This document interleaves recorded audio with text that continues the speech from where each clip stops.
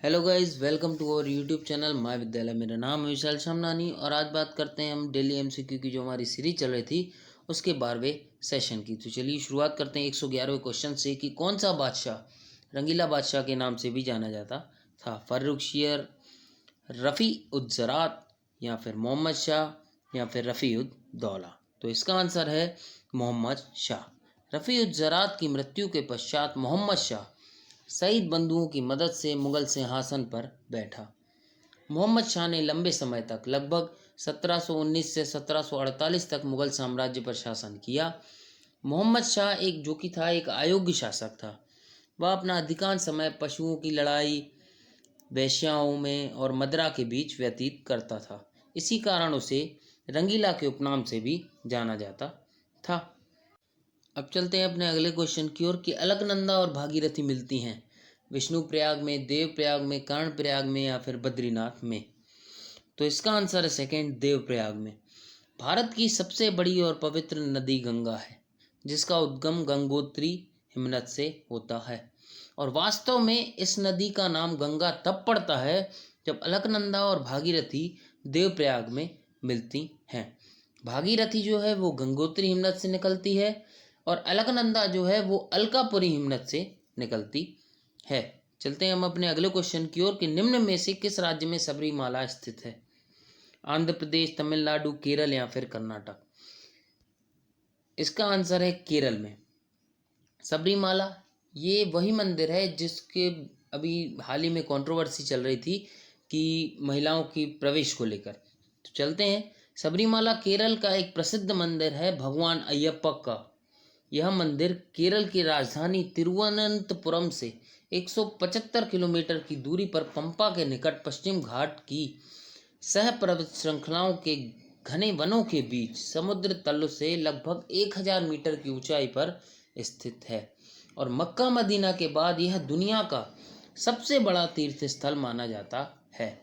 और मलयालम में जो होता है वह सबरीमाला का अर्थ ही होता है पहाड़। तो 8 पहाड़ियों के बीच स्थित सबरीमाला मंदिर जो है अपनी स्थापत्य कला के लिए भी जाना जाता है। चलते हैं अगले क्वेश्चन की ओर कि बेलाडीला जो है वो किसके उत्पादन के लिए प्रसिद्ध है? लौह अयस्क, बॉक्साइट, कोयला या फिर अभ्रक। तो इसका आंसर है लौह अयस्क।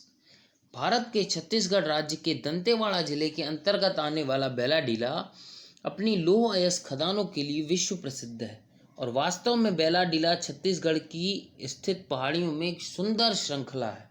पहाड़ियों की एक सुंदर श्रृंखला है जहां प्रचुर मात्रा में लौह खनिज पाया जाता है। पर्वत की सतह बैल के कुबड़ की तरह दिखती है और बेलाडीला का जो अर्थ होता है वो भी बैल के कुबड़ ही होता है। अब चलते हैं अपने अगले क्वेश्चन की ओर कि भारत में अभ्रक का सर्वाधिक उत्पादक राज्य है झारखंड, राजस्थान, उड़ीसा या फिर आंध्र प्रदेश। तो इसका आंसर है आंध्र प्रदेश। अभ्रक के उत्पादन में भारत का विश्व में प्रथम स्थान है और विश्व में अभ्रक का जो लगभग 60% व्यापार है वो भारत ही करता है। अभ्रक के भंडार के मुख्य क्षेत्रों में है झारखंड, बिहार, आंध्र प्रदेश व राजस्थान।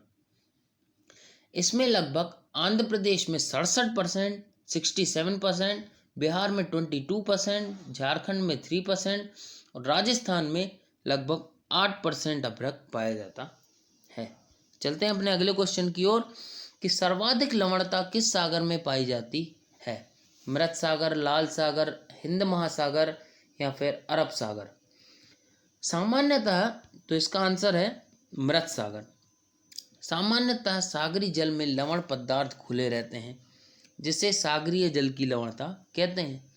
यह खारापन या लवणता उन सभी घुले हुए खनिज पदार्थों से प्राप्त होता है जो समुद्र जल में स्वतंत्र रूप से निश्चित अनुपात में मिले हुए होते हैं।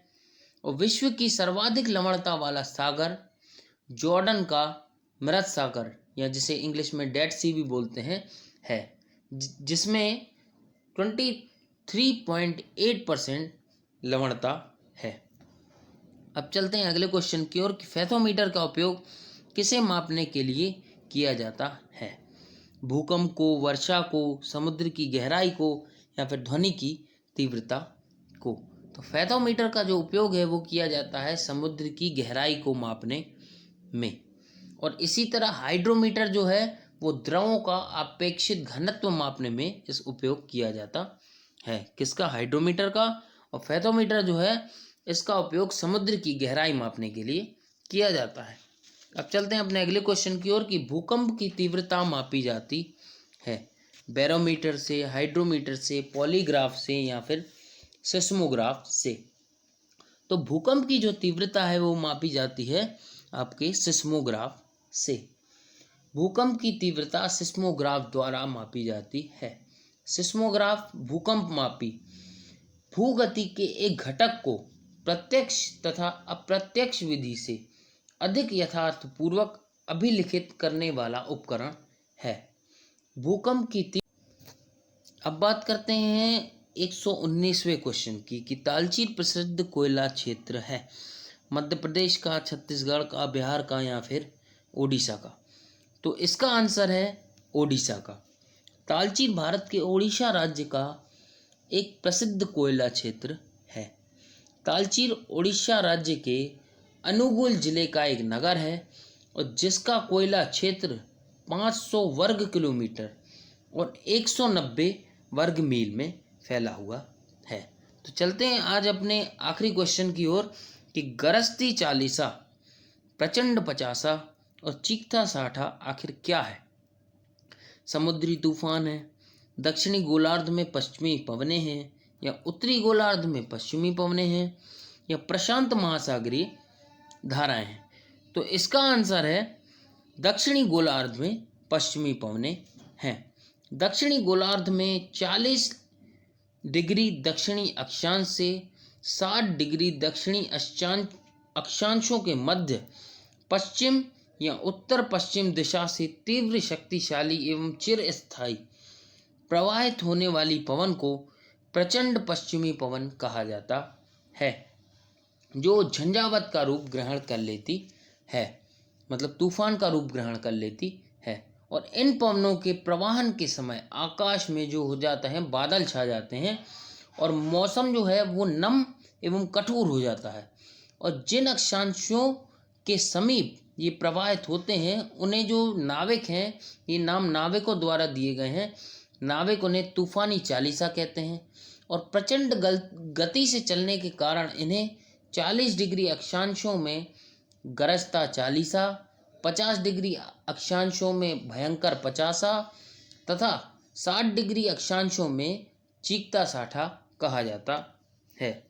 तो आज का वीडियो हम करते हैं यहीं समाप्त। आपको वीडियो पसंद आए तो कृपया लाइक करें, शेयर करें और सब्सक्राइब करना हमारे चैनल को मत भूलिए। Thank you.